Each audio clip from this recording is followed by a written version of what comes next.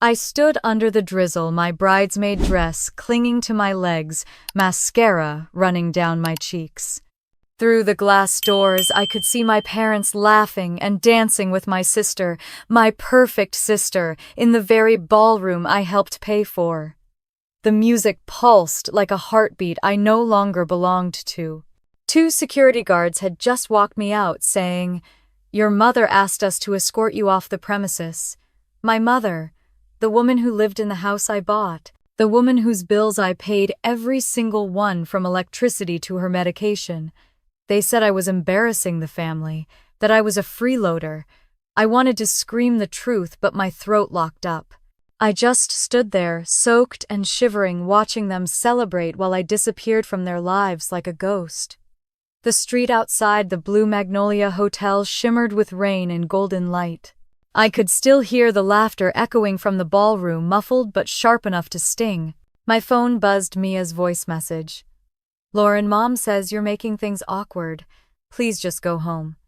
This is my day." Her tone was sweet but cold, the kind that came wrapped in privilege. I deleted the message before it finished. 5 hours earlier, I'd been the one tying ribbons on her wedding favors, making sure every candle matched her color palette. I'd been up since dawn, handling chaos, so she could look perfect. That was what I always did. Clean up, pay up, and shut up. When she forgot her earrings, I drove across town to get them. When Dad's tux didn't fit, I covered the alteration fee. I did it all because family was supposed to mean something, but tonight proved it didn't mean a damn thing. Inside, I caught a glimpse of my mother Donna through the window. She was radiant in navy silk, holding a champagne flute, her smile wide and proud. I saw her lean toward a guest, gesturing toward me just before I'd been kicked out. I knew that look. It was the same one she used when she pretended I wasn't part of her success story. The unmarried accountant daughter who didn't have a husband or kids, who helped around but never quite measured up. I could almost hear her laugh in that polite, pitying tone. "Lauren's good with numbers, bless her heart. She helps us manage things at home."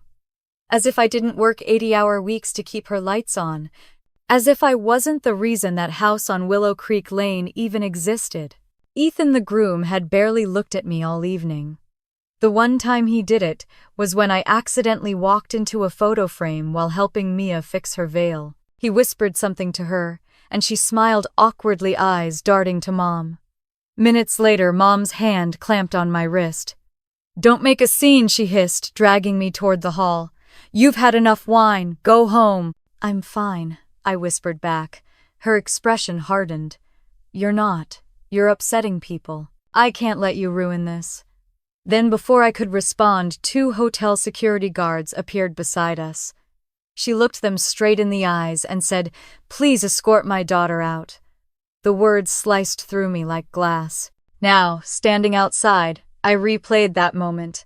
Again and again. The shame, the disbelief, the way everyone turned their eyes away, pretending not to see me being dragged out. My heels sank into the wet pavement. I took them off and threw them into the back seat of my car. I sat behind the wheel, gripping the steering wheel so tight my knuckles whitened. My reflection in the rearview mirror looked nothing like me, just a broken version of someone who'd given everything and been thrown away. "Fine," I whispered. "You want me gone. You got it." I opened my banking app. One by one, I scrolled through the list of automatic payments: electricity, water, internet, property tax, health insurance, phone bills. Over $2,500 every month. Every single one linked to their house. The house I bought when Mom lost her job and Dad's pension got cut. The house they now pretended was theirs.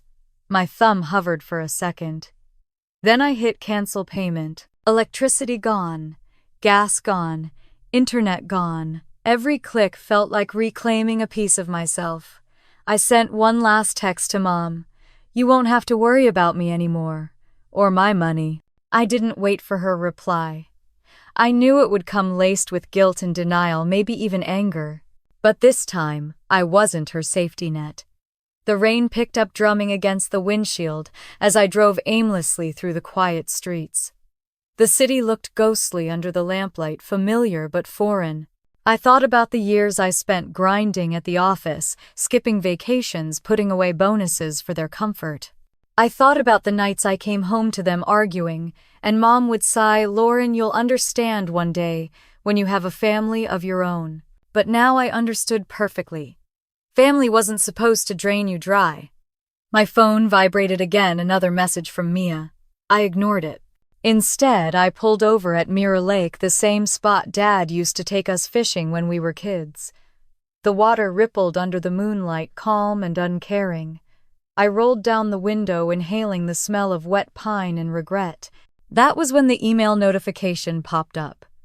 Blue Ridge National Bank. Title transfer request approved. My heart skipped. I clicked it open. "Dear Miss Brooks," it read. "This email confirms that the title transfer request for property at 611 Willow Creek Lane has been approved and is under review for final authorization." Title transfer. My property. I blinked at the screen. It had to be a mistake. I hadn't requested any transfer. My name was on the deed. I remembered signing every paper when I bought it. Panic crawled up my spine. I tried to call the bank, but it was after hours. The voicemail repeated a robotic greeting. I hung up and stared at my reflection in the black screen of my phone. They wouldn't. They couldn't. And yet deep down something told me they already had. The rain stopped. The world went still, as if holding its breath. I thought I'd only been humiliated at my sister's wedding, but as I sat there in the dark watching the notification glow on my screen, I realized something far worse was unfolding. They weren't just trying to erase me from their celebration. They were trying to erase me from my own life. The morning after the wedding felt unreal. My dress lay crumpled in the corner, streaked with mud and mascara, like a physical reminder of everything I'd lost in one night. My apartment was quiet except for the faint hum of the refrigerator. The silence was heavy, suffocating. I sat on the couch, still wearing yesterday's makeup, staring at the half-empty wine glass I'd poured after I got home. It tasted like bitterness and shame. I thought winning the argument in my head would help, but no amount of self-defense could erase what I saw last night, my own parents laughing while I stood outside in the rain, barred from the celebration I'd helped pay for. I replayed their words over and over. Freeloader. Embarrassment. They said it so easily, like I wasn't their daughter but some stranger who'd crashed their perfect event. My phone buzzed with messages, friends asking if I was okay, coworkers saying they saw the photos online. The humiliation spread faster than the truth ever could. I turned it off. I didn't want sympathy, I wanted answers. The more I thought about it, the angrier I became. The house, the bills, the endless sacrifices. I paid for everything because I believed family meant taking care of each other. I never asked for recognition, but I didn't expect betrayal either. My parents didn't just kick me out of a wedding, they'd erased me from my own life.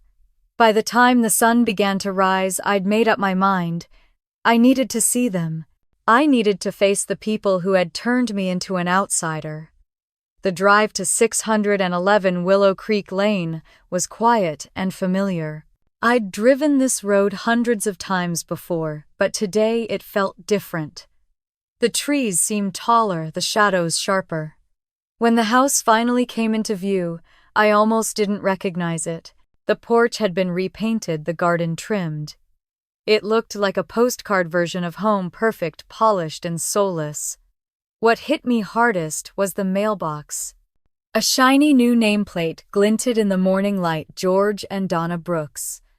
My name, the one that paid for that property, was gone. I parked by the curb and sat for a moment, gripping the steering wheel. My keys still hung from my keychain. For a second I wondered if they'd changed the locks too. But when I tried, the key slid in smoothly, and the door opened with a familiar click. Inside, everything looked the same but different. My framed college photo had been replaced with one of Mia and her new husband. The couch I bought was still there, but the throw pillows had been changed. My mother's voice drifted from the kitchen, calm and casual, like it was just another morning. When she turned and saw me, her expression tightened. "Lauren," she said, lowering her phone. "What are you doing here?" I stepped forward, keeping my voice steady. "This is my house. I thought I'd check on the people living in it." Her face hardened. "You don't need to be dramatic.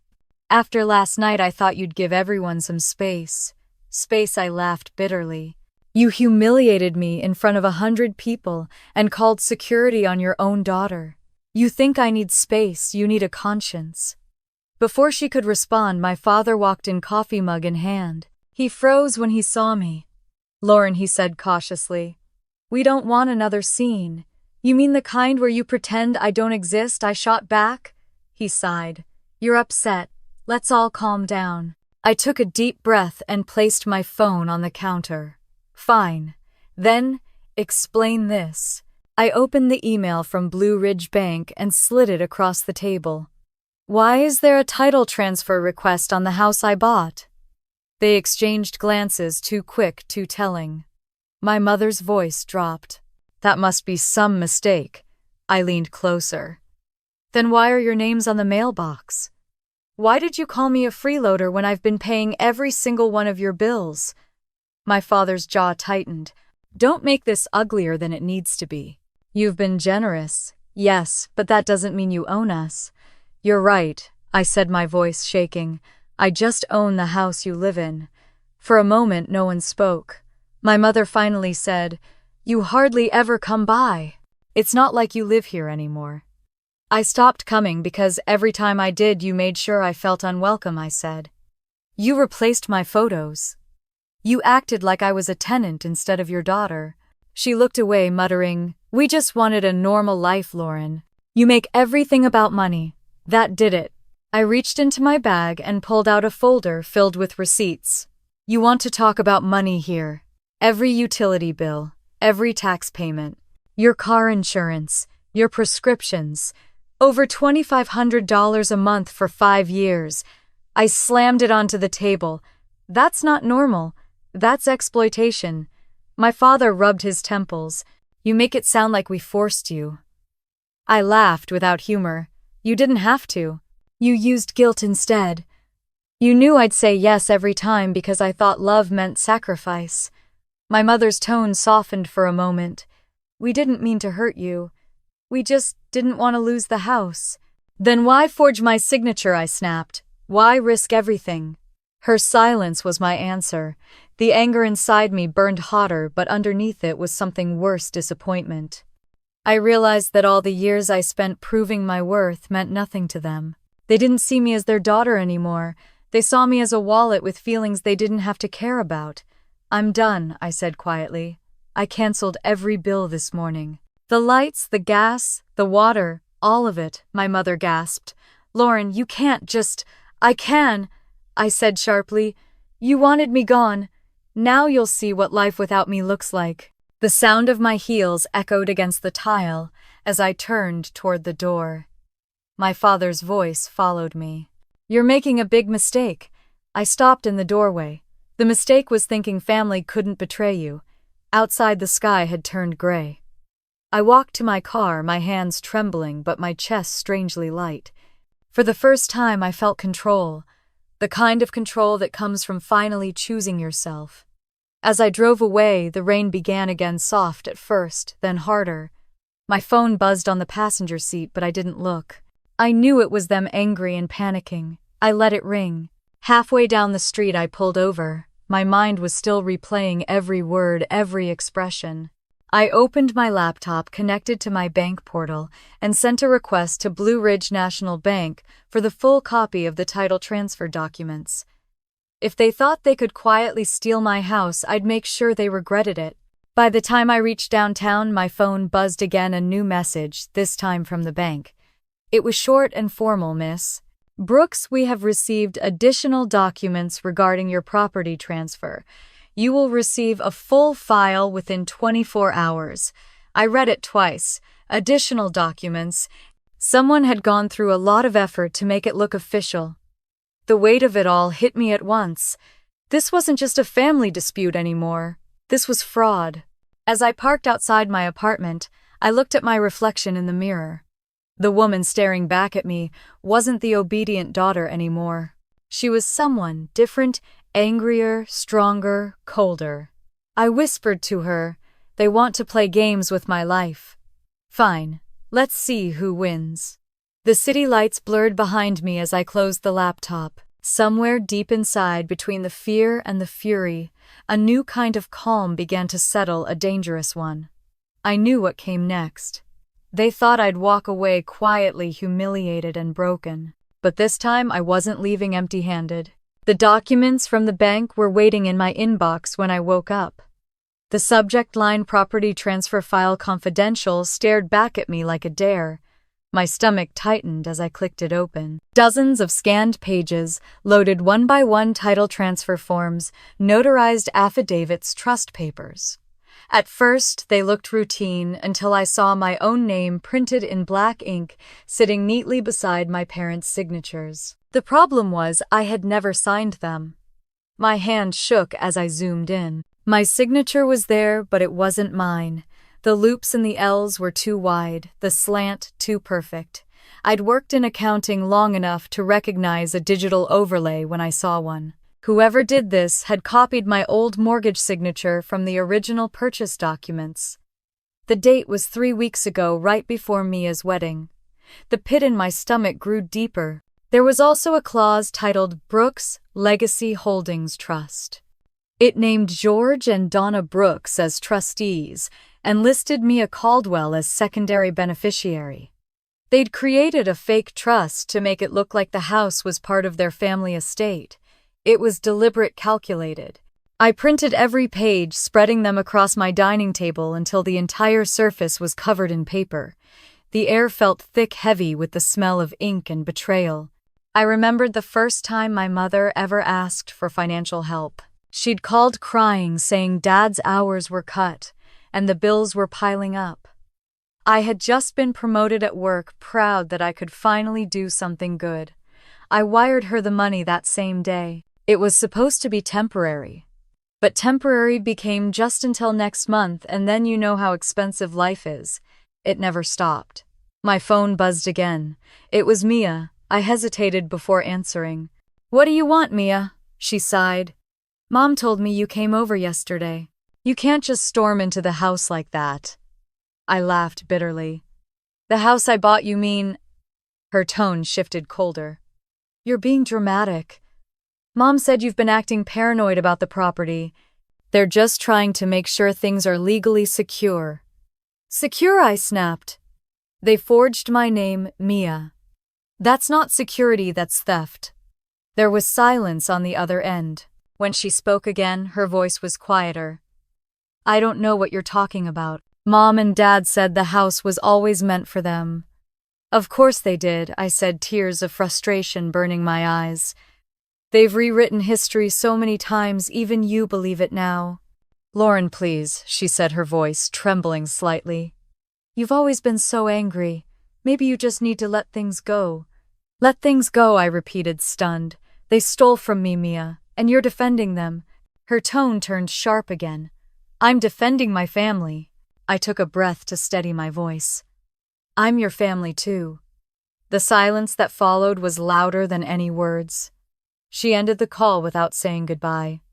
For a long time I just sat there staring at the documents. My whole life I had believed that loyalty and love were the same thing, that helping my parents was a kind of repayment for everything they'd done. But now I saw it differently. Love built on guilt wasn't love, it was control. The apartment suddenly felt too small, too quiet. I grabbed my coat and went outside, walking aimlessly through the drizzle. The streets of Asheville were gray and sleepy, but my mind was racing. Every memory of family dinners, holiday photos, Sunday calls, they all looked different now under the harsh light of truth. I was never the daughter they cherished. I was the safety net they depended on. By the time I returned home, the anger had turned into resolve. I needed help. I called Dana, my friend from college who worked as a paralegal. She picked up on the second ring. "Lauren, you sound awful. What's going on?" I told her everything, every payment, every forged document, every lie. When I finished, she was silent for a long moment. Then she said, "Lauren, that's fraud. full-on identity and property fraud. You need to get a lawyer right now. They're my parents, Dana, I said softly. I can't take them to court, she sighed. Then they'll keep doing it until you stop them. You don't have to destroy them, you just have to protect yourself. I swallowed hard. Can you help me find someone I know, a real estate attorney, she said. Evelyn Carter. She's tough but fair. I'll text you her number. After hanging up, I stared at my reflection in the dark window. I didn't recognize the woman looking back at me. She wasn't fragile anymore. She was tired, furious, but clear. I began highlighting the inconsistencies in the paperwork, different ink colors, mismatched initials, dates that didn't line up. As I worked, something clicked inside me, a sense of clarity I hadn't felt in years. They thought they could bury me in paperwork, but numbers and documents were my language. Around midnight, I found something strange, a file labeled Brooks Legacy, balance sheet, PDF. It wasn't part of the original email but attached to one of the scanned pages. My curiosity overrode my caution. I opened it. My jaw dropped. The spreadsheet listed transactions over the past 3 years, small amounts consistent disguised under categories like family gift, maintenance, insurance reimbursement. Each entry was money transferred directly from my accounts. And next to each transaction was an account number belonging to my parents and one in Mia's name. They hadn't just stolen the house. They'd been siphoning money for years. I sank into the chair, staring at the screen as my hands began to tremble. The betrayal wasn't just financial, it was emotional, spiritual. Everything I had done to keep them comfortable, they had turned into a weapon. A tear slipped down my cheek, but I wiped it away quickly. I wasn't going to cry for them anymore. By the time the sun rose, my table looked like a crime board. Printed emails, highlighted sections, notes scribbled in red pen. It looked obsessive, maybe even unhinged, but it was proof. Proof that I wasn't crazy, that the truth had always been there, hidden behind layers of guilt and manipulation. My phone buzzed again, an email from Blue Ridge Bank. The subject read, "Follow-up verification of signatures." I opened it with shaky hands. "Dear Miss Brooks," it began. "Upon further review, the notary associated with the property transfer, Harriet M. Caldwell, does not appear in our licensed records for Buncombe County." I froze. Caldwell. The name was too close to something else. Caldwell. Ethan's last name. My mind began racing. Could it be a coincidence? Or was it another layer of deception? My mother's voice from the wedding echoed in my head. "Ethan's family knows people. They can help us if we need anything." I realized then that this wasn't just a family betrayal. It was something bigger. My parents might have started it, but someone smarter, wealthier, and far more dangerous was pulling the strings. The rain outside turned heavier, tapping against the windows like impatient fingers. I stood there for a long time, watching the drops slide down the glass, thinking about how quickly a family could turn into strangers. When the phone rang again, I almost didn't answer, but the voice on the other end was Dana's, calm but urgent. "Lauren, I talked to Evelyn. She's expecting you tomorrow morning at 9. Bring everything you've got." I thanked her quietly. After hanging up, I gathered the papers into neat piles, sliding them into a folder. For the first time in my life, I didn't feel powerless. I felt awake. I turned off the lights, letting the room fall into darkness. My reflection in the window was clearer now, steadier. "They wanted to erase me," I whispered. "But they forgot one thing." I smiled faintly, a mix of pain and pride. "You can't erase the one who owns the truth." Rain hammered against the window as I sat alone in the apartment, the clock ticking past midnight. The folder labeled Brooks Legacy Fraud lay open in front of me, its pages spreading like the aftermath of an explosion. Every document, every forged signature, every bank receipt glared up at me, accusing and undeniable. I could feel the exhaustion in my bones, but there was something harder beneath it, resolve. My phone buzzed again. Dozens of unread messages from my parents and Mia filled the screen. Some pleaded, some accused. I turned it face down. Their words didn't matter anymore. I'd spent years trying to explain myself to people who never really listened. This time my silence would speak for me. I took a long breath and opened my banking dashboard. Line after line of auto payments glowed in the dim light: electricity, water, gas, insurance, phone plans, even Dad's prescriptions. Every bill tied to the house on Willow Creek Lane. $2,500 a month every month for nearly 5 years. My thumb hovered over the screen. It felt surreal, realizing how much of my life had been spent funding theirs. Then I hit cancel. A pop-up asked, "Are you sure you want to end this recurring payment?" "Yes," I whispered, pressing confirm. Electricity gone. Gas gone. Internet gone. Each click felt like a clean break, a release from a weight I hadn't realized I'd been carrying. The hum of dependency, the invisible leash of obligation, I cut through all of it with a few simple keystrokes. The apartment was silent except for the rain. I felt lighter, but it wasn't relief. It was something colder, sharper. I picked up my phone and began to draft a message. "You won't have to worry about me anymore or my money." I hit send before I could soften it with guilt. Outside, thunder rolled across the city. It sounded like applause. The memories started creeping in uninvited. The Christmases when I'd maxed out my credit cards to buy them new furniture. The birthdays where I'd paid for expensive dinners just to see them smile. The time Mom cried about the water heater breaking and I spent my vacation bonus to replace it. Each memory turned sour, now poisoned by the realization that none of it had been love. It had been obligation, one-sided and unending. My laptop chimed with a new notification. The email subject made my stomach twist: follow-up property title dispute review. I opened it and reread the words from the bank's fraud department. They had verified the notary on the fake documents was unlicensed. The case was officially flagged for investigation. Pending review, the property title remains under Lauren Brooks. My heart pounded with a strange kind of joy, small but fierce. For the first time in weeks, the law was on my side. But then my eyes caught the final line. The other parties have submitted additional notarized affidavits for verification. Additional affidavits. They were still fighting, still fabricating.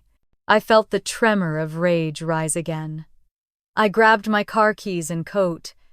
If they wanted a war, I would bring it to them. The city streets were empty, slick from rain. My wipers struggled against the storm as I drove aimlessly, the rhythmic thump echoing my heartbeat. I didn't even know where I was going until I realized the direction toward the house. The drive took 20 minutes, but every second felt longer. I replayed everything: my mother's cold stare at the wedding, my father's silence, Mia's hollow defense. Every word, every betrayal burned hotter with each mile. When I turned onto Willow Creek Lane, the house came into view, dark, quiet, smug. The porch light flickered faintly, and for a brief moment, I thought I saw a figure move behind the curtains. I slowed but didn't stop. They didn't deserve confrontation yet. Instead, I parked across the street and watched. My hands tightened around the steering wheel. They were sleeping comfortably under the roof I paid for and the warmth of the power I supplied. But not for long. I imagined the morning to come when the lights wouldn't turn on the heater, wouldn't hum, the Wi-Fi would cut off mid-call. It was petty, maybe. But revenge didn't need to be grand to be satisfying. Sometimes justice was as simple as watching people realize how powerless they were without you. My phone buzzed again, startling me. I glanced down: voicemail from Dad. Against my better judgment, I hit play. "Lauren, your mother's upset," his tired voice said. "We don't understand why you're doing this. You know the house was always meant to be for the family. You're overreacting. The bank said everything's been settled, you don't have to worry about it anymore." Settled. The word stabbed through the quiet. I hit replay. His tone wasn't defensive, it was smug. He thought they'd won. That the forged trust had already gone through. "They think it's theirs," I whispered to myself. The fury that rose inside me was cold this time, measured. It wasn't the desperate anger of a wounded daughter. It was the precision of someone ready to strike back. I started the engine again and drove downtown. The streets were empty, lit by streetlights and the occasional passing car. When I stopped outside Blue Ridge National Bank's glass tower, I stared at the logo glowing faintly in the rain. Tomorrow I'd meet with someone inside. I'd show them the proof, the lies, the trail of theft hidden under family trust and legacy. I'd turn their own documents into evidence against them. I looked up at the building, its mirrored facade reflecting my face, wet hair, tired eyes, determination carved into every line. For once I didn't see a victim. I saw someone dangerous. I drove home and parked, letting the rain wash over the windshield before turning off the engine. The phone buzzed again, more messages lighting up the screen. "Mom, what have you done? The internet's down. The heat's not working. MIA." Mom's freaking out. "You need to fix this. You're taking it too far. DAD. You're not welcome here anymore." I read them all one after another, then deleted every message. I poured myself a drink and stood by the window watching the rain soften into mist. The city shimmered like a watercolor painting, blurred but beautiful. I thought of Margaret, the mother I'd never met but whose name was still on that hidden trust fund. Somehow I felt closer to her now than I ever had to the people who raised me. The clock struck 2. My laptop pinged again, another email. This time from the bank's fraud investigator, a man named Andrew. "Miss Brooks," it read. "We've flagged several inconsistencies in the submitted affidavits. The property remains under your ownership, pending verification. However, please be advised the other parties may attempt to pursue additional legal filings. We recommend keeping documentation ready for escalation." I smiled faintly. I already was. I placed every printed file into a labeled binder and sealed it shut. My evidence, my armor, my weapon. The storm outside began to quiet, but my mind buzzed with a calm intensity. Tomorrow I'd call the attorney. Dana mentioned Evelyn Carter. Tomorrow I'd stop reacting and start fighting back. Before turning off the lights, I walked to the mirror again. My reflection looked the same, but felt different, stronger, sharper. "They wanted to call me a freeloader," I said softly. "Let's see who depends on who now." Outside thunder rolled one last time, low and distant, like an omen or a promise. I left the lamp on and sat at the table, tracing the edge of the binder with my fingertips. For the first time in years, I didn't feel fear or guilt. I felt power. The morning light felt harsher than usual, slicing through the blinds like a reminder that peace was temporary. I sat at my kitchen table, staring at the fresh email from Blue Ridge National Bank. The subject line was short, sterile, almost polite: "Verification needed, property transfer dispute." It sounded simple, procedural, but I knew better. It was the start of war. The coffee in my mug had gone cold as I reread the lines again and again. Notarized affidavits submitted by additional parties. That phrase made my stomach twist. I didn't need to guess who those parties were. I could already see my mother's neat handwriting, my father's tired signature, and maybe even Mia's new last name printed neatly on some fraudulent line. I dialed the number listed at the bottom of the email. After endless holds, I was transferred to a calm male voice who introduced himself as Andrew from the Property Disputes Division. His tone was professional, almost too neutral. "Ms. Brooks, I understand this situation is distressing. We've verified the documents submitted for the trust transfer," he said. My heart jumped. "And well," he continued, "some inconsistencies caught our attention. The signatures and notary credentials don't fully align with our database. We're holding off on any title changes until we complete verification. But we'll need you to come in today to sign a dispute affidavit formally." I exhaled slowly, forcing my voice to stay steady. "What happens if I don't?" "Then the system processes the transfer automatically at the end of the week," he said. "Automatic. Just like that, the life I built could vanish with one keystroke." "I'll be there in 2 hours," I said and hung up. The drive downtown was silent except for the windshield wipers swiping away the drizzle. The city looked gray, its buildings like stone-faced witnesses to my unraveling life. When I arrived at the bank, everything smelled of cold air and printer ink. Andrew was younger than I expected, mid-30s, neatly dressed, polite in that corporate way that never reached his eyes. He led me into a glass-walled conference room and spread out the documents on the table. "These were the papers submitted for the transfer," he said, sliding them toward me. I looked down. My stomach turned. There it was again, my name in black ink, curling in the same slant as my actual signature. But this time, something else caught my attention. The notary seal read Harriet M. Caldwell. Caldwell. The name hit me like an electric jolt. Too close to Caldwell. "Is this notary registered here?" I asked, my voice sharp. Andrew adjusted his glasses, scanning his laptop. "That's the interesting part. No, there's no record of a Harriet Caldwell as an active notary in Buncombe County or anywhere in North Carolina. The number listed is inactive. It was decommissioned 10 years ago. So it's fake." "Likely," he said carefully. "We'll need to confirm that through our legal department, but yes, it's fraudulent." My pulse thundered in my ears. Who submitted these papers? According to the system, the request was filed through a legal intermediary, Callahan and Tate Associates. I frowned. I've never heard of them. Andrew shrugged. "They're small, local, or were. The firm dissolved about 2 years ago." I felt my chest tighten. "Then who filed this? You can't dissolve a company and then file legal documents." He looked uneasy.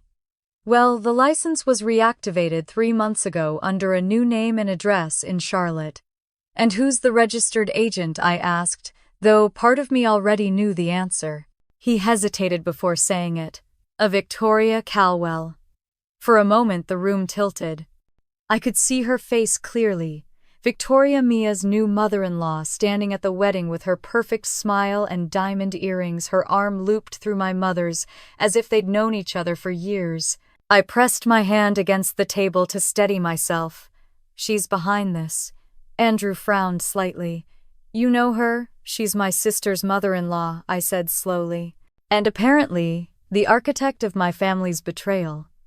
Andrew's expression softened, though his tone remained professional. "Miss Brooks, I strongly suggest you hire an attorney. What they've done isn't just unethical, it's criminal." I nodded numbly, signing the affidavit he handed me. My handwriting looked strange, unfamiliar, like I didn't fully belong to myself anymore. When I left the bank, the cold air hit me like a slap. I stood on the sidewalk for a long time, staring at the sky. It wasn't just my parents anymore. They'd been manipulated too, or worse, complicit. Either way, I was done pretending this was still a family dispute. Back in my car, I called Dana. "I went to the bank," I said. "It's worse than I thought." "What happened?" she asked, her voice sharp with concern. "They used a fake notary. The law firm that filed the papers was shut down years ago, but someone reopened it under Victoria Caldwell's name." Dana cursed under her breath. "Jesus, Lauren, that's premeditated fraud. You need Evelyn now. Don't wait. I'm already on my way to call her," I said. Dana paused. "You okay?" I laughed softly, the sound brittle. "I'm past okay. I'm ready." I ended the call and started the car. For the first time, the fear was gone. What replaced it was clarity, a sharp, clean line between me and them. That evening, the news broke. A local TV station aired a short report about the ongoing property dispute between a local accountant and her family. The headline was predictable, designed to stir gossip: family feud over inheritance errors in Asheville suburb. There was no mention of fraud, no mention of Victoria. Just my name stripped of context, dangling in the court of public opinion. My phone buzzed nonstop. Coworkers, old friends, even distant cousins I hadn't spoken to in years. Some messages were sympathetic. Most were curious. "What happened? Is it true? Are you okay?" I ignored them all. Then another notification, an email from the bank. The subject: escalation notice. External parties contacted. I clicked it open, my heart pounding. Blue Ridge National Bank has received communication from legal representatives claiming to act on behalf of the Brooks family. Please refrain from accessing the property until ownership verification is complete. They were locking me out of my own house. Without thinking, I grabbed my keys and drove straight to Willow Creek Lane. The street was dark except for the faint glow from their windows. When I pulled up to the driveway, I saw it immediately, a new padlock on the gate. I got out of the car, rain misting against my skin. Through the living room window, I could see silhouettes moving. My mother setting the table, my father watching TV, laughter drifting faintly through the glass. They were celebrating. I stood there in the cold, my fingers curled around the iron bars of the gate. My voice came out low, steady, almost calm. "You think it's yours now," I whispered. "You really think you won?" Headlights appeared behind me. I turned, blinking against the glare. A police cruiser pulled up to the curb, red and blue lights flashing softly. The officer stepped out holding a folded paper. "Ma'am, are you Lauren Brooks?" "Yes," I said, confused. He handed me the paper. "You've been issued a no trespass order by the current residents. You can't enter the property until the court resolves the ownership." For a moment, all I could do was stare at him. "This is my house," I said quietly. "I bought it. Every brick, every bill. It's mine." He looked uncomfortable but shrugged. "I'm just doing my job." I nodded, folded the paper, and walked back to my car. My hands were trembling, but not from fear. Something inside me had snapped cleanly, irrevocably. As I started the engine, I caught one last glimpse of the house through the rain. My family's silhouettes blurred in the warm glow of the living room, laughing, toasting, living comfortably inside what they'd stolen. I drove away without looking back. They thought the paperwork made them owners. They thought a forged trust and a few lies could erase me. But they didn't understand yet. Paper burns. Truth doesn't. The no trespass order sat on my kitchen counter, its edges curling from where my wet hands had gripped it. The paper wasn't heavy, but it carried the weight of everything that had been taken from me. I read it again, each line colder than the last, my own address. My name listed as unauthorized. They'd turned me into a stranger inside my own home. I didn't sleep that night. I couldn't. Every time I closed my eyes, I saw them, my parents, my sister, and Victoria Calwell, laughing inside those walls as if nothing had happened. The same walls I paid for, the same roof I built. By dawn, exhaustion had turned into fury. When Dana picked up the phone, my voice was steady, almost too calm. "I'm done waiting," I said. "Give me Evelyn's number. I'm hiring her today." 2 hours later, I sat across from Evelyn Carter in her downtown office. She was everything Dana had promised, sharp, composed, and unshakably professional. Her dark hair was pulled back, her voice quiet but confident. She listened without interrupting as I laid everything out: the forged trust, the fake notary, the title transfer, and now the no trespass order. When I finally stopped, she leaned back in her chair, tapping a pen against her notebook. "They didn't just forge your signature," she said. "They built a fake trail around it. That's organized fraud, not a family misunderstanding." "I know," I said, my voice low. "I want it undone. All of it." She nodded once. "Then we start by finding out who notarized those documents. Because whoever that is, they're the link." Evelyn picked up her phone and called the county clerk's office right in front of me. Her tone was polite but firm. Within minutes, she got the answer we both expected. "No active notary by that name," the clerk said. "And hasn't been for at least 10 years. Evelyn thanked her, hung up, and turned back to me. "So the notary doesn't exist. But the name Caldwell, it's too specific to be random." My chest tightened. "It's not random," I said. "It's one letter away from Caldwell, my sister's new last name." Evelyn's brow furrowed. Victoria's eye nodded. "Her mother. She's been pulling the strings since the wedding. My parents trusted her because she's wealthy and connected. She must have convinced them it was a way to protect the house." Evelyn's eyes narrowed. Protect it or steal it? The next step was tracing the paper trail. Evelyn contacted the state business registry to look into Callahan and Tate, the law firm that had filed the trust. I sat across from her as she scrolled through records on her computer, her expression tightening with every click. "Here," she said, turning the screen toward me. "The firm was dissolved 2 years ago, but she scrolled further, reactivated 3 months ago under a new address." My stomach dropped. "Where Charlotte? And who's listed as the agent?" Evelyn's voice was steady, but I could tell she was holding her breath. Victoria Calwell. I stared at the screen, my pulse roaring in my ears. For a moment I couldn't speak. Everything made sense now, the sudden friendship between my mother and Victoria, the generous offers to help with finances, the smug way. Victoria smiled at the wedding when I'd been humiliated. She used them, I whispered. She used my parents to get to me, to the property. Evelyn met my gaze.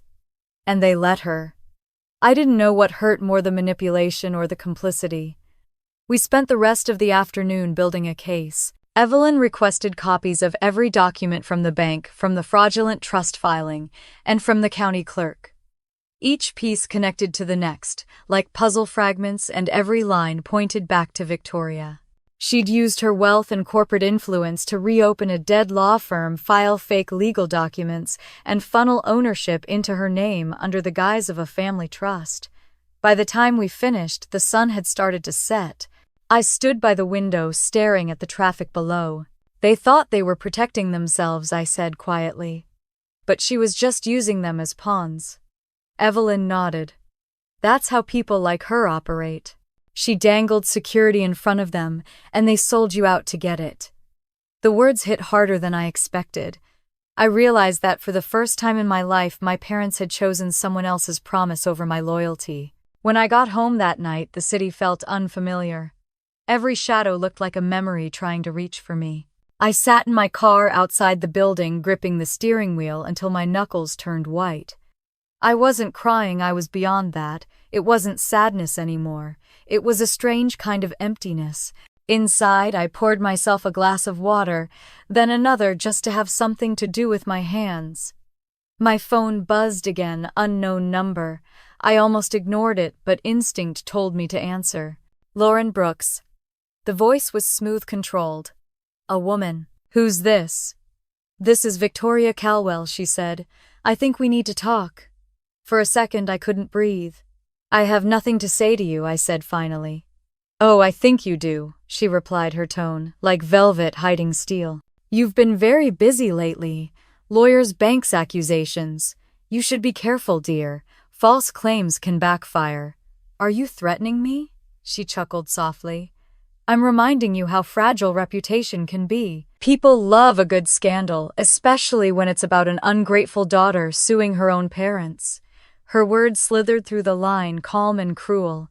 I tightened my grip on the phone. You stole from me, I said, and you used my family to do it. I'm not scared of you. That's the thing about people like you, she said. You think truth matters, but truth only matters to those who can afford it. And then she hung up. I stood there for a long time, the silence thick around me. When I finally sat down, I opened the folder Evelyn had given me earlier.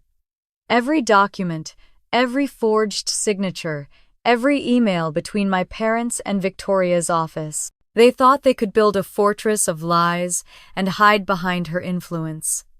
But paper doesn't protect people, it exposes them. By morning, I was at Evelyn's office again. She called me, I said. She's already trying to intimidate me. Evelyn's expression didn't waver. That's what guilty people do. But she made one mistake.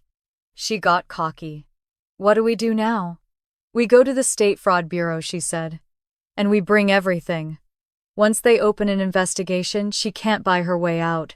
The next few hours passed in a blur of signatures, statements, and filings.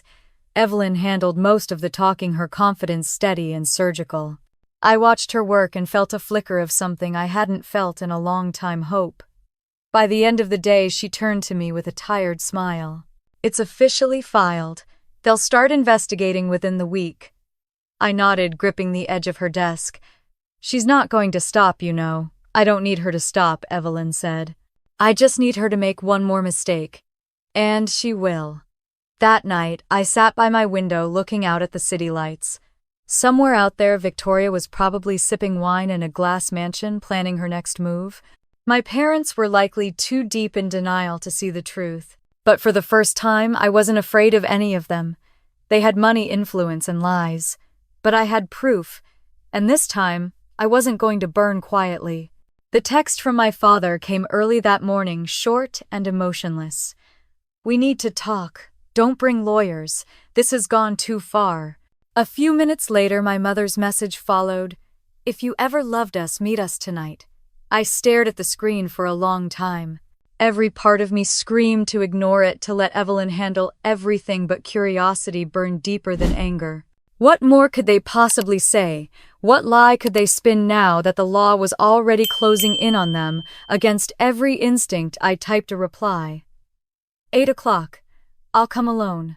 By the time dusk fell, my hands were trembling on the steering wheel. The road to Willow Creek Lane was dark, lined with shadows that seemed to whisper as I passed. The house glowed warmly in the distance. The same porch light that used to welcome me home now felt like a spotlight waiting to expose me. When I pulled up, the gate was unlocked. Inside, the air smelled like lavender and lemon polish. My mother's favorite scent. It used to feel like comfort. Now it felt like guilt trying to disguise itself as cleanliness.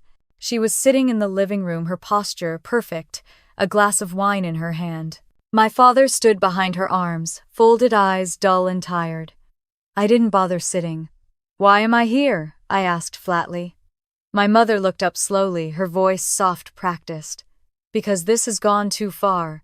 Lawyers, banks, police, it's tearing us apart." "Tearing us apart," I laughed, though it came out harsh and brittle. "You did that the second you forged my name." My father's jaw tightened. "It wasn't like that." "Then what was it like, Dad?" I snapped. "Because the bank thinks it was fraud, and the lawyer thinks it was criminal. So please explain to me what it really was." He opened his mouth but hesitated. My mother cut in, her tone rising. "We were trying to protect this family. Lauren, you don't understand what it's like to lose everything. Protect it from what, me?" She stood up now, voice sharp, eyes bright with fury. "We gave you everything. We raised you. We sacrificed for you, and now you're destroying us over a piece of paper." Something in me broke. I slammed my hand on the table. "You didn't give me anything. I paid for this house. I paid every bill, every repair, every light that's ever been on in this place. And you called me a freeloader." My mother froze, her breath catching.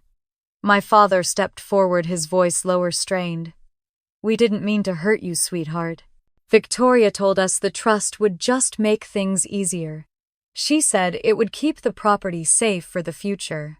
I turned to him, disbelief dripping from my words. "Safe from who?" "From me." He hesitated, eyes darting to my mother. She looked away. The silence that followed told me everything. "You were never going to tell me," I said quietly.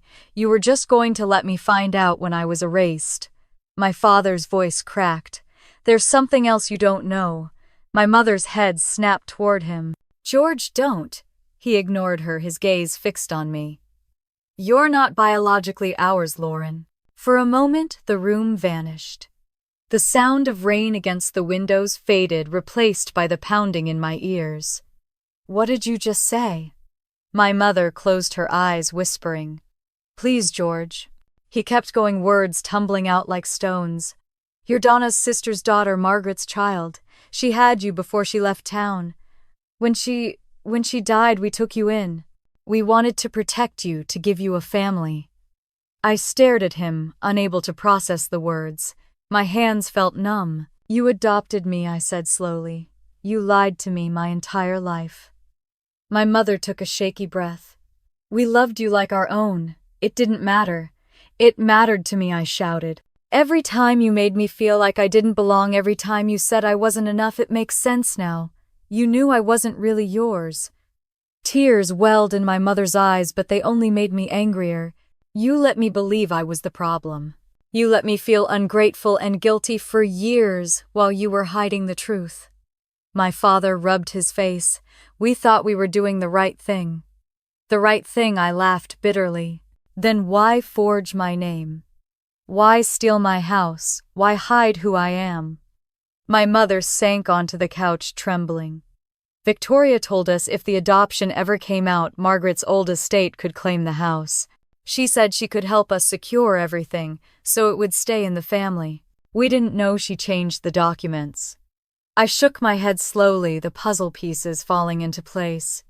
You thought I'd find out the truth one day and take the house from you. So you decided to take it first. My mother looked up at me, eyes red. We didn't want to lose you. You lost me the day you lied, I said. The silence that followed was heavy, suffocating.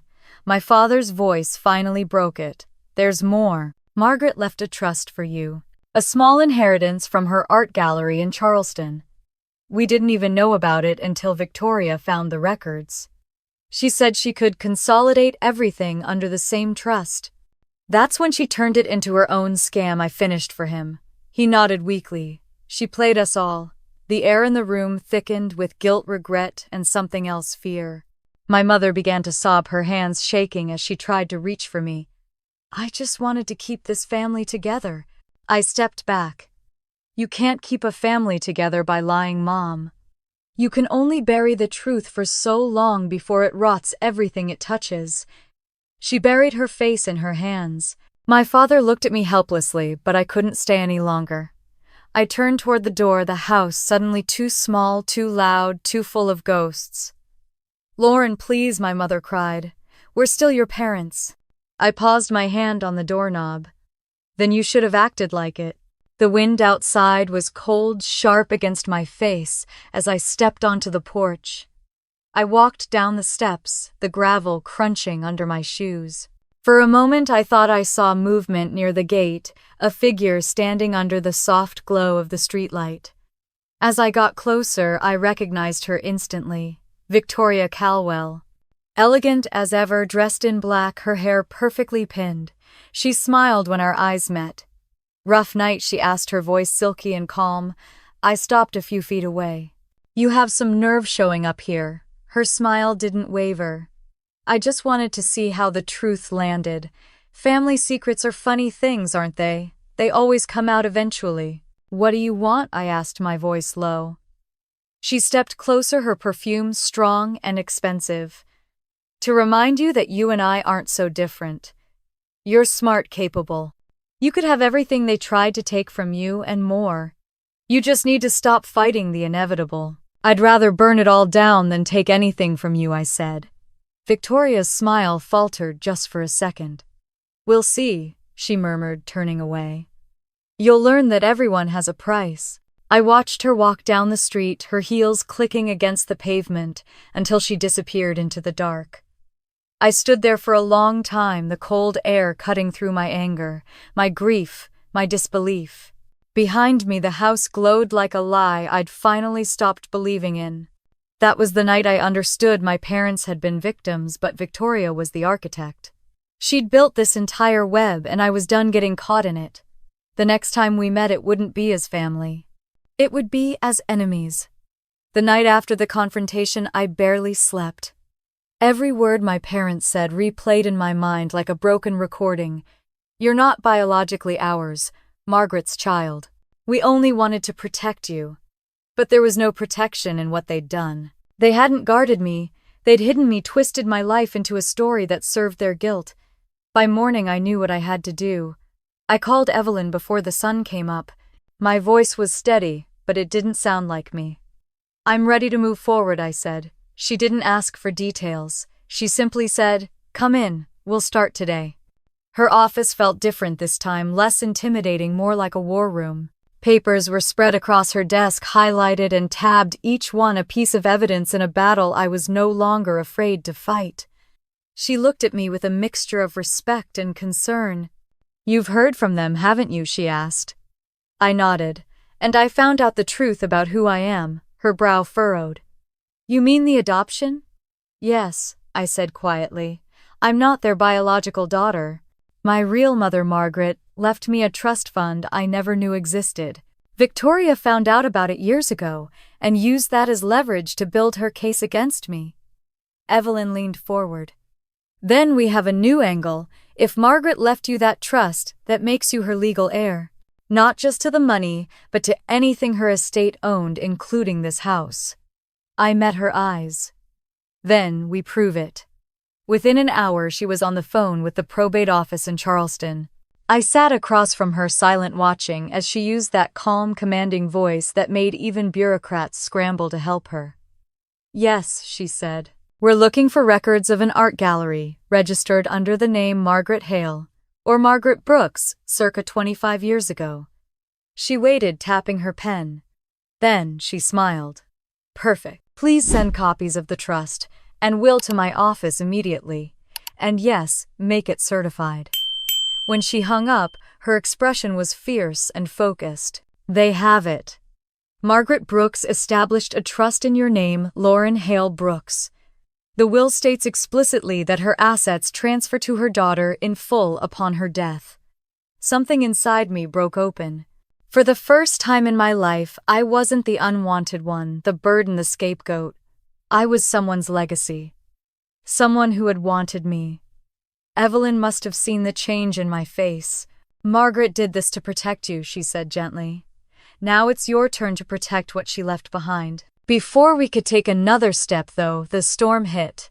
That afternoon, my phone exploded with notifications. News outlets, blogs, and even social media accounts were suddenly flooded with a headline that made my stomach drop. "Wealthy daughter sued for defrauding parents in property dispute." The article included a photo of me outside the courthouse, cropped from months ago when I'd renewed my business license. It painted me as greedy, unstable, and manipulative. The journalist quoted anonymous family sources claiming I'd stolen from my aging parents. The source wasn't anonymous, it was Victoria. Evelyn stormed into my office when she saw it. "She's playing the public angle," she said, tossing her tablet onto the table. "Classic deflection. Paint you as the villain before the court can decide. She wants me humiliated," I said softly, "the way I was at the wedding." "Then we hit back," Evelyn said, "legally, not emotionally. I'm filing for an emergency injunction to freeze all assets tied to the fraudulent trust. That includes your parents' accounts, the property, and any affiliated corporate transactions linked to Victoria's name." "Will that work?" I asked. Evelyn's expression hardened. "If the judge sees what I see, it will." The following week, everything moved in slow motion. Evelyn filed the case. The bank confirmed my legal claim to the house was still active. Victoria's lawyers tried to counter, but their paperwork was sloppy. Too many inconsistencies, too many fake seals. The truth was starting to leak through the cracks. Then came the hearing. The courthouse smelled like old wood and tension.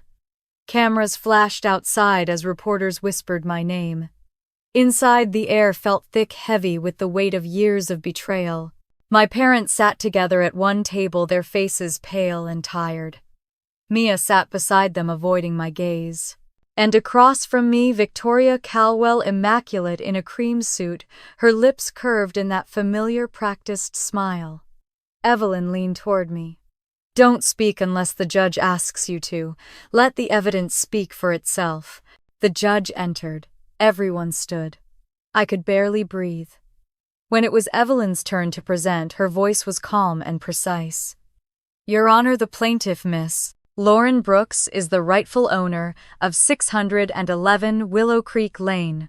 The defense has submitted fraudulent documentation transferring the property to a trust that does not legally exist.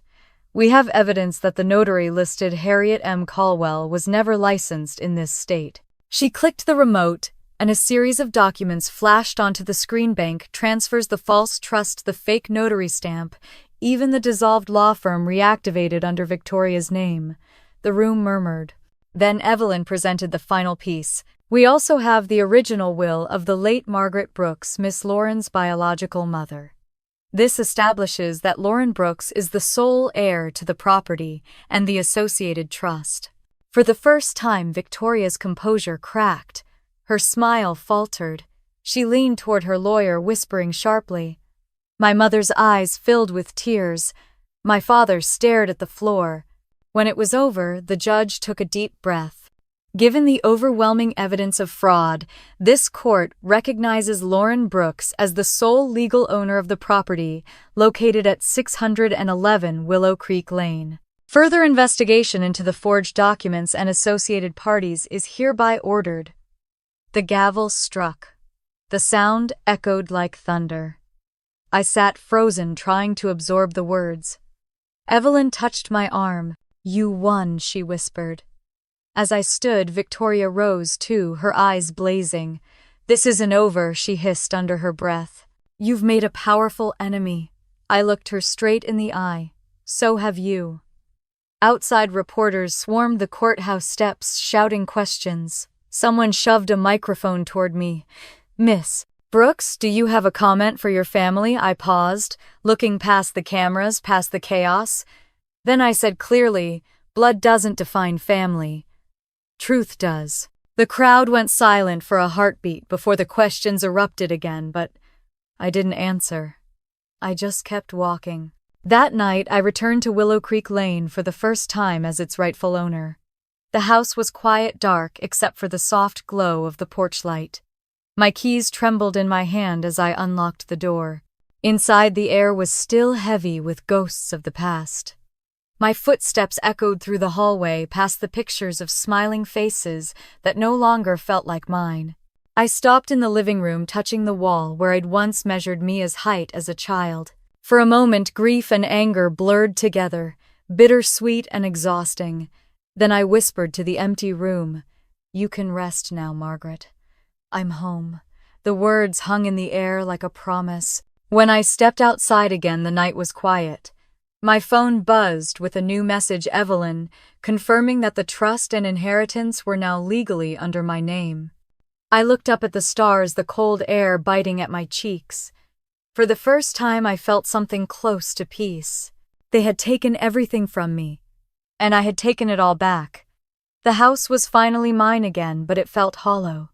The walls were the same, the floors unchanged, yet everything inside carried the echo of betrayal. I spent the first few days wandering from room to room, cleaning surfaces that weren't dirty, trying to make peace with a space that no longer felt like home. The silence was overwhelming, but somewhere beneath it I could almost hear my mother's voice, faint and distant. Margaret's voice, not Donna's. One morning, while sorting through boxes left in the attic, I found a wooden trunk pushed against the far wall. It was covered in dust and paint splatters, the metal latch rusted but intact. My heartbeat quickened. I hadn't noticed it before. I pulled it into the light and unlatched it, the hinges creaking open like an old confession.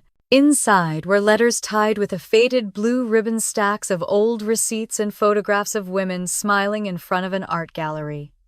The sign above the door read the Margaret Hale Gallery, Charleston, 1992. My fingers trembled as I unfolded the top letter. The handwriting was elegant, looping. "To my dear friend Helen, if they control your name, they control your life. Never let anyone own your worth." The words hit me like a whisper from the past. There were more letters underneath, all addressed to different women. Notes of encouragement, small financial records, sketches with signatures. Margaret's gallery hadn't just sold paintings, it had been a refuge.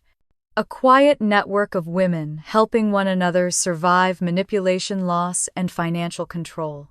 I read through every letter until the sun began to set, the attic filling with golden light. My mother, my real mother, had built a secret sisterhood long before I was old enough to understand what strength meant.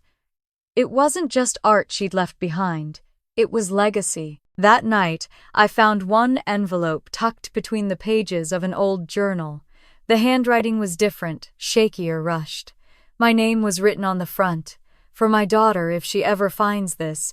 I hesitated before opening it, my breath catching. "Lauren, if you are reading this, it means the truth found its way to you. I couldn't protect you the way I wanted, but I hope my love carried through the choices I made. The gallery is gone, but the women it helped are still out there. They were my circle, my strength. Find them, carry it forward, not out of revenge, but out of love. Margaret." Tears blurred the ink as I folded the letter against my chest. For years I'd thought my worth came from what I could give others, money, effort, loyalty. But Margaret had built her life on the opposite belief that power was something you shared, not surrendered. By morning I knew what I had to do. I spent hours tracing the addresses from the letters, each one leading me further down a map of lives Margaret had once touched.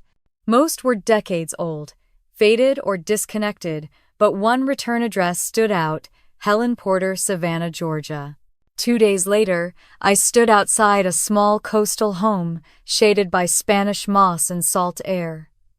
The woman who opened the door looked to be in her 70s, her silver hair tied back, her eyes bright and curious. "Lauren?" she asked softly.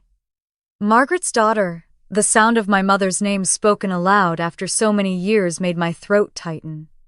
"You knew her," I said. Helen smiled. "Oh, honey, we all did. Come in." Her living room was warm and filled with paintings, bold colors, messy strokes, life bursting from every corner. She poured tea as she talked, her voice steady but full of nostalgia. Margaret was a force of nature. That gallery wasn't just for art. It was for women like us. We were tired of being invisible, tired of being told to be quiet. She gave us a place to breathe. I listened in silence, absorbing every word. "She said she had a daughter," Helen continued, smiling gently. "Said she'd grow up strong, smarter than anyone expected. You're proof she was right." I swallowed the lump in my throat. "She left something for me," I said, pulling the letter from my bag. Helen's eyes softened when she saw the familiar handwriting. "She always knew you'd come looking," she murmured. We spent the whole afternoon talking about Margaret, her laughter, her temper, her vision for the world. Helen showed me old photographs of their gatherings, women in bright dresses sharing wine and stories, their eyes fierce with something like freedom. Before I left, Helen pressed a small locket into my palm. "She gave me this to hold until you found me," she said. Inside was a faded photo of Margaret holding a baby me. On the back, in delicate script, she had written, "My daughter, my legacy." The drive back to Asheville was long, but the silence no longer felt empty. For the first time, I wasn't alone. When I returned home, I spread Margaret's letters across the dining table. The idea came slowly then, all at once, a continuation of what she'd started. I called Evelyn the next morning. "I want to turn Margaret's trust into something real," I said. "A foundation. A safe space for women who've been manipulated or financially trapped like she was. Like I was." Evelyn's voice was warm. "That's a beautiful idea. What will you call it?" "Margaret's Haven," I said. "A home for those who've lost theirs." Evelyn smiled. "Then let's make it official." The paperwork took weeks, but each signature felt like another piece of my mother's voice coming back to life.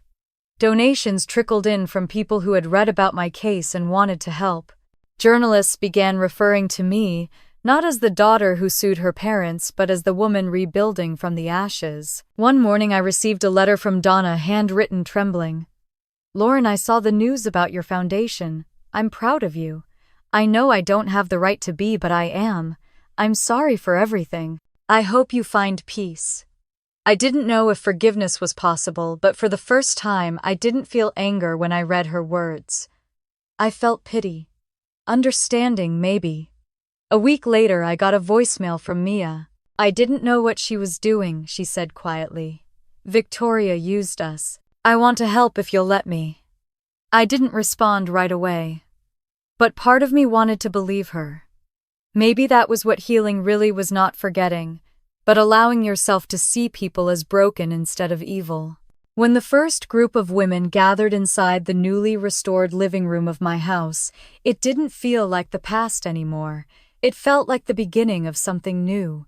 Helen came up from Savannah, her cane clicking softly on the floor.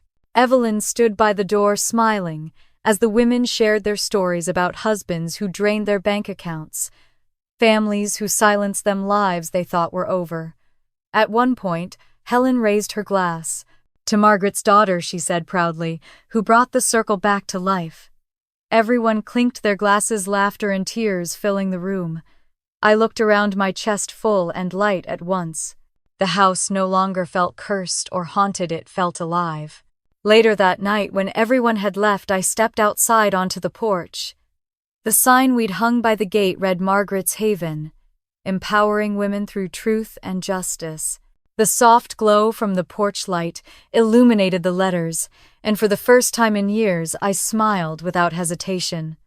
I touched the locket around my neck, and whispered into the quiet night, "We did it, Mom." The wind stirred through the trees, carrying the faint scent of lavender, the one thing that still lingered from the old days. But it didn't hurt anymore. The house that once broke me had become the place where I found myself again. The morning air at Margaret's Haven was quiet, filled with the faint sounds of laughter from inside. The women were setting up for their first official community event, a workshop about rebuilding credit and independence. I stood by the window watching sunlight spill across the wooden floorboards. For the first time in years, the house felt alive again. But peace, I was learning, never stayed long. Evelyn arrived just as I was setting down a tray of coffee mugs. Her expression was tense, her phone clutched tightly in her hand. "You need to see this," she said, pulling up a news feed. The headline froze me. "Founder of Margaret's Haven accused of fraud property ownership, under investigation." The photo below it was of me taken outside the courthouse weeks ago. My smile looked defiant then. Now it was being used to paint me as a villain. The article quoted an anonymous source, someone close to the family, claiming that I had falsified ownership records to steal my parents' home. "Victoria," I whispered, "she's behind this." Evelyn nodded grimly. "She's using her connections in the media to rewrite the story. She wants to destroy your credibility before the foundation can grow." I took the phone, scrolling through the article. The comments section was already filled with strangers, debating whether I was a con artist or a misunderstood daughter. The same story that had once earned me sympathy was now being twisted into scandal. "She's not just going after me," I said. "She's going after what Margaret built." "Then we fight back," Evelyn said. "But we do it smart." We gathered the team that afternoon, Helen, a few of the women from the circle, and a young volunteer named Sarah who handled social media. Everyone sat around the long wooden table, their faces determined. "She's banking on silence," Evelyn said. "She wants Lauren to panic, to go into hiding, to make the accusations look true. We're not doing that." Helen tapped her cane on the floor. "Then what's the plan?" Evelyn smiled tightly. "We're going to show her what truth looks like when it's loud." I watched them strategize: press conferences, legal filings, financial transparency reports. For a moment, I almost forgot I was the target of all this. The women I'd once seen as survivors were now standing up like soldiers ready to defend me. That night, as I locked up the house, my phone buzzed. The caller ID made my skin crawl. Unknown number. I already knew who it was. "Victoria," I said, answering without hesitation. Her voice was calm, syrupy, smooth. "You've made quite a mess for yourself, haven't you?" I leaned against the doorframe. "You should be careful. Lying to the press can backfire." She laughed softly. "Oh, I haven't lied. I just gave them what they wanted, a story. And people love to watch women tear themselves apart trying to look innocent." "What do you want from me?" "I already have what I want," she said. "Your family. Your reputation. And soon your silence." I felt my pulse in my throat. "You're not getting either." Victoria's tone dropped low and venomous. "Do you really think a few women and a lawyer can take me down? I built companies. I buried enemies. I've outlasted people stronger than you." "Then you should know," I said. "The ones who underestimate me always regret it." For a moment, there was silence. Then, the line went dead. I stared at the darkened screen, my reflection faint in the glass. The fear that had once controlled me was gone. In its place was something else: determination, cold and clear. 2 days later, we held the press conference. The main hall of Margaret's Haven was packed with reporters, cameras, and flashing lights. Evelyn stood beside me, calm and composed, her voice carrying across the room. "For weeks, false allegations have circulated about Lauren Brooks and this foundation. Today, we're releasing every financial record, every legal document, and every piece of evidence proving the truth." When it was my turn to speak, I stepped to the podium and took a deep breath. "My name is Lauren Brooks," I said, my voice steady. "For years, I let other people tell my story. My parents, my sister, even people like Victoria Calwell. But this," I gestured to the walls around me, "this is my truth. I built this home with my own money, my own hands, and now it belongs to something bigger than me." To every woman who was silenced, manipulated, or erased. You can twist the facts, but you can't erase the truth. Then Evelyn presented the documents proof of the forged trust, the fake notary license, and the fraudulent reactivation of Callahan and Tate under Victoria's name. She ended with a court ruling that had reinstated me as the sole owner of the property. Reporters murmured, scribbling furiously. One of them raised his hand. "Miss Brooks, what do you want to say to Victoria Calwell?" I looked straight into the camera. "I don't have to say anything. The truth will speak for me." By evening, the story had spread. News outlets ran headlines like, "Fraud Unmasked Businesswoman Exposes High-Profile Scheme." Photos of Victoria leaving her mansion surrounded by reporters filled every feed.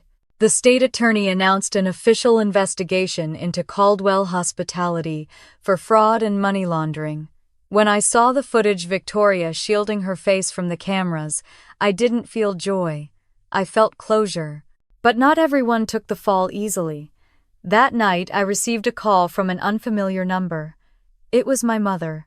Her voice was frail, hesitant. "Lauren, it's your mother. I saw the news. Victoria's blaming us for everything. She says we signed those papers on our own." I closed my eyes. "Did you?" "No," she whispered. "But we let her. We were scared. She promised to fix things. I'm so sorry." Her voice cracked, the sound of a woman finally breaking under the weight of her own lies. "I know you can't forgive us, but please believe me when I say I loved you. I just didn't know how to show it." I didn't reply right away. Then I said softly, "You didn't lose me because of what you did. You lost me because you never trusted I could stand on my own." She started to cry. "I don't deserve your forgiveness." "Maybe not," I said, "but forgiveness isn't for you, it's for me." When I hung up, the silence that followed felt like an ending. A week later, Victoria posted a public video statement, her voice trembling, her makeup perfect. "I was betrayed," she said, tears shining in her eyes. "I only tried to help that poor girl. I didn't even finish watching." Evelyn did, though, and she laughed softly. Classic narcissist move. Play the victim when the empire burns. The court hearings moved fast after that. Victoria was charged with fraud, falsification of legal documents, and obstruction of justice. When the judge read the sentence, 2 years in prison, probation, and restitution for damages, Victoria's face went blank. For the first time, she had no power left to hide behind. As the gavel struck, Evelyn touched my arm. "It's over," she said. But it didn't feel like revenge. It felt like justice. That night, Margaret's Haven held its grand reopening as a registered nonprofit. The house was glowing, filled with laughter and music. Helen gave a short speech, raising her glass toward me. To Margaret's daughter, who turned pain into power. Everyone clapped. I smiled, a quiet one, the kind that comes from peace rather than pride. Later, as the night ended, I stepped out onto the porch. The lights of the house glowed behind me. The air smelled like lavender, again faint and familiar. I whispered to the stars, "Justice isn't revenge. It's the moment you stop needing it." The wind stirred through the trees, gentle and warm, and for the first time since that wedding, I finally felt free. The courthouse was quieter the second time I walked through its doors. There were no reporters this time, no flashing cameras or whispered rumors, just the faint echo of my own footsteps down the long marble hallway. The storm had passed, but the silence it left behind was strange. I had won, the foundation was thriving. Victoria was behind bars, and yet I didn't feel the peace I thought I would. Justice had given me freedom, but it hadn't healed the wound beneath it. I stood outside the courtroom for a while, just looking through the glass doors at the empty benches where my parents had once sat. My father's bowed head, my mother's trembling hands, they were images I couldn't erase. I had spent so much time fighting for the truth that I hadn't stopped to wonder what came after. Revenge was loud, but healing, I was learning, was quiet. That evening, back at Margaret's Haven, the laughter of the women filled the halls. They were decorating for the upcoming charity dinner, stringing lights across the ceiling, setting up tables with fresh flowers. I watched them work, proud and a little distant, The house was no longer heavy with betrayal, it was full of new life, new voices. I'd built something my mother would have been proud of. Still, as the night grew quieter and the last guests left, the emptiness returned. That was when I saw the message blinking on my phone. A voicemail from Mia. I hesitated before pressing play. Lauren, her voice said softly, "I know you probably don't want to hear from me, but Mom's in the hospital, heart failure. Dad's been calling, but I guess you've blocked him. Please, if you can just come, she's asking for you." I sat there for a long time, phone in hand, my heartbeat echoing in my ears. A part of me wanted to ignore it. They'd chosen their side. They'd let Victoria manipulate them, they'd humiliated me, betrayed me, erased me. But another part of me, the part Margaret had given me, knew that walking away forever wouldn't heal anything. The next morning I drove to the hospital. The hallways smelled of antiseptic and coffee. When I reached my mother's room, the sound of machines hummed in the background. Donna looked smaller than I remembered. The woman who once commanded rooms with her voice now lay still and pale against the white sheets. My father sat beside her, his head bowed, his hand covering hers. When he saw me, he stood quickly, guilt written all over his face. "Lauren," he said quietly, "you came." I nodded but didn't speak. My mother stirred slightly, her eyelids fluttering open. When she saw me, tears filled her eyes. "You're here," she whispered. "I am," I said softly, moving closer. She reached out a trembling hand. I hesitated for a moment before taking it. Her skin was cold, fragile, like paper that might tear if I held it too tightly. "I didn't think you'd come," she said. "After everything I did, after everything we did," I swallowed hard. "You didn't give me many reasons to." She closed her eyes, tears slipping down her cheeks. "I thought I was protecting us. But I see now I was just protecting my pride. I was scared of losing you, and I ended up pushing you away." Her voice broke, and for the first time in years I didn't feel anger. I just felt tired. "You didn't lose me," I said quietly. "You just stopped seeing me." For a long time neither of us spoke. The only sound was the steady beep of the heart monitor. Then she whispered, "Can you forgive me?" I thought about everything, every lie, every humiliation, every moment she'd chosen silence over truth. The word forgive felt too big, too heavy. But something inside me shifted. Margaret's letter echoed in my mind, carry it forward, not out of revenge, but out of love. "I don't know if I can forget," I said, my voice trembling. "But I don't want to hate you anymore." Her hand squeezed mine weakly, her eyes glistening. "That's enough," she said. When I left the hospital, the sky was painted in shades of pale gold and gray. I stood in the parking lot for a long time, breathing in the cool air. It wasn't peace yet, but it was the beginning of something close. That night I drove to a quiet nursing home on the outskirts of the city. My father had moved there after the trial, too ashamed, too weary to face the house or the town. When I walked in, he looked up from his chair, startled. "I wasn't sure you'd ever visit," he said. I held out a small envelope. Inside were the spare keys to 611 Willow Creek Lane. "I'm not giving it back," I said, "but I'm not keeping anyone out either." He looked down at the keys, then back at me. "You turned out stronger than any of us." I smiled faintly. "That's because I had to." He nodded slowly, his eyes wet. "Your mother's proud of you, you know. So am I. I just wish it hadn't taken losing everything to see who you really are." "Maybe losing everything was the only way to find myself," I said. We sat in silence after that, not as enemies, not even really as family, just as two people who had finally run out of reasons to fight. A few days later, I received a letter from the prison. The handwriting was neat, deliberate. It was from Victoria. "You won. Congratulations. You were stronger than I expected. But remember this, people like us don't get happy endings. We just learn how to survive them. Don't waste what you've built." I read it twice, then folded it carefully and slipped it inside Margaret's locket. Even villains, I thought, could be right about some things. At the end of the month, Margaret's Haven hosted a small ceremony to celebrate its official expansion, a new program dedicated to helping women recover financially after domestic or familial manipulation. Evelyn gave a short speech, her words full of quiet pride. Then she turned to me. This wouldn't exist without Lauren. She turned pain into purpose, and purpose into power. That's something worth celebrating. When it was my turn to speak, I looked out at the crowd, faces full of hope, strength, resilience. This isn't just a building, I said. It's proof that what breaks you can also build you. My story started with betrayal, but it ends here with forgiveness. Not because they deserved it, but because I did. Applause filled the room, but I barely heard it. My eyes drifted toward the photograph hanging on the wall behind me, Margaret in front of her gallery, smiling, alive. It felt like she was still here, watching it all unfold. That evening, I stood on the porch long after everyone had gone home. The lights from the house glowed softly behind me, and the garden rustled in the wind. I touched the locket around my neck and whispered into the quiet, "I think I understand now, Mom."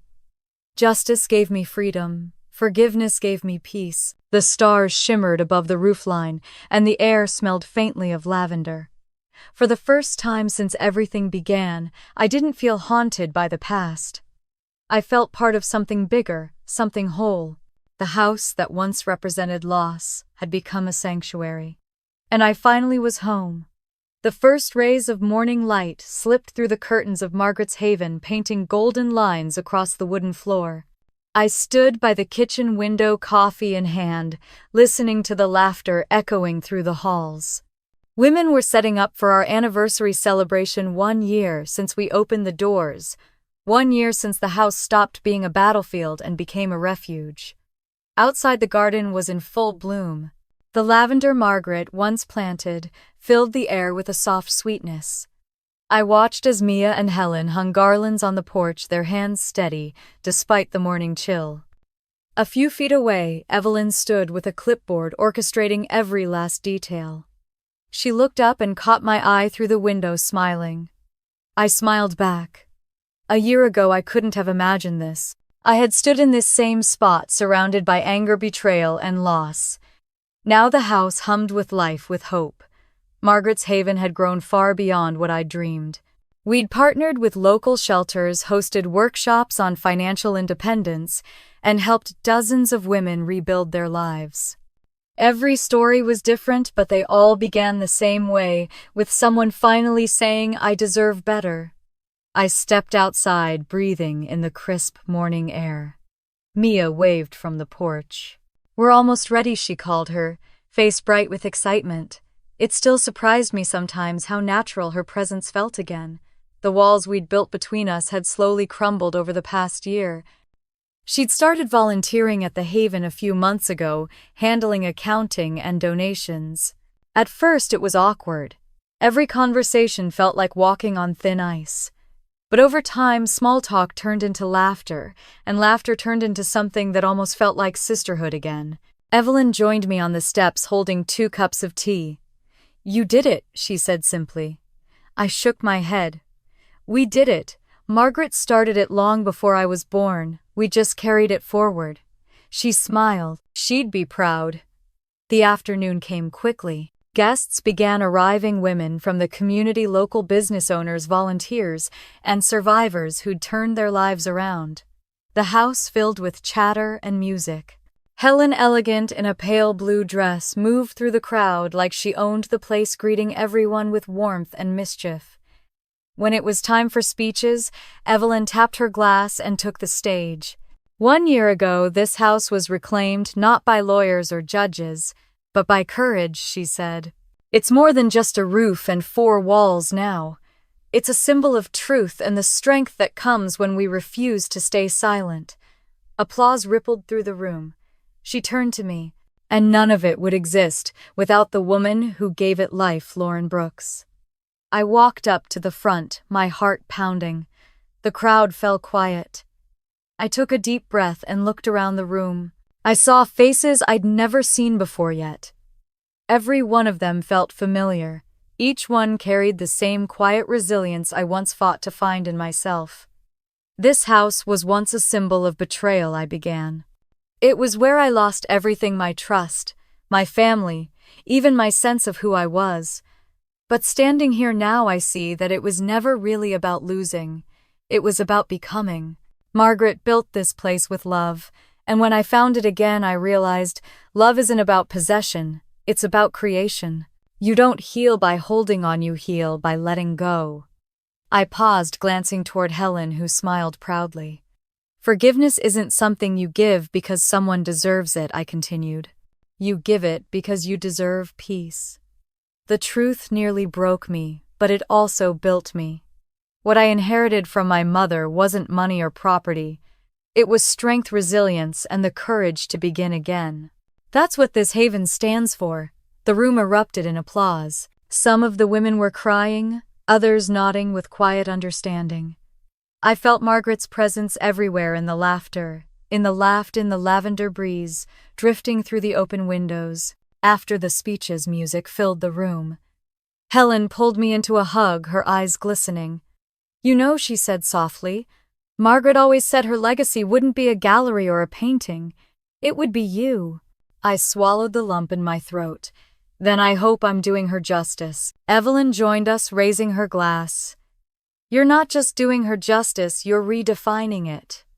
The celebration lasted well into the evening. As the sun dipped below the trees, casting a golden glow over the porch, I slipped outside for a moment of quiet. The air was warm, heavy with the scent of lavender and rain. The garden lights twinkled softly, the laughter from inside fading into a distant hum. I opened Margaret's locket and traced the photo inside, the one of her holding me as a baby. We made it, Mom, I whispered. You were right.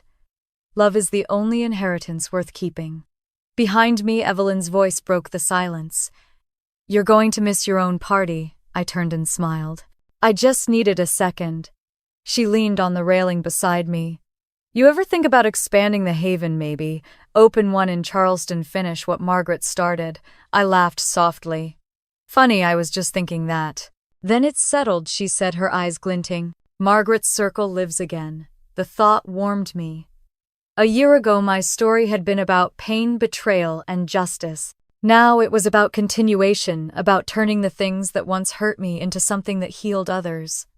When the guests began leaving, I stood at the gate, hugging each of them goodbye.